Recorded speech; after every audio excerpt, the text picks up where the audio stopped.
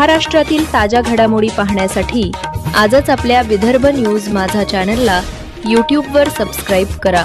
Vidarbha news माझा, आवाज जनसामान्यांचा। दिग्रस तालुक्यातील कलगाव डेहणी सर्कलमध्ये गारपीट व वादळी वाऱ्याचा तडाखा, शेतकऱ्यांचं मोठे नुकसान।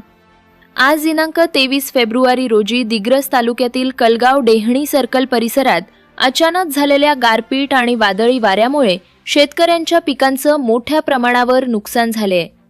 या नैसर्गिक आपत्तीमुळे गहू, हरभरा, तीळ तसेच उन्हाळी ज्वारी आदी पिकं आडवी पडून शेतकऱ्यांचं प्रचंड आर्थिक नुकसान झाले।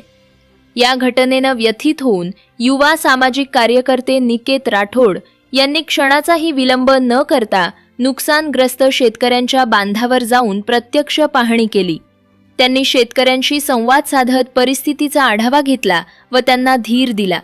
तसेच बाधित शेतकऱ्यांना तात्काळ आर्थिक मदत मिळावी यासाठी त्यांनी दिग्रसचे तहसीलदार मयूर राऊत यांच्याशी फोनवर संपर्क साधून तातडीनं पंचनामा व सर्वे करण्याची मागणी केली। यावर तहसीलदारांनी दिनांक 24 फेब्रुवारी रोजी संबंधित विभागामार्फत सर्वे करण्याची ग्वाही दिली आहे।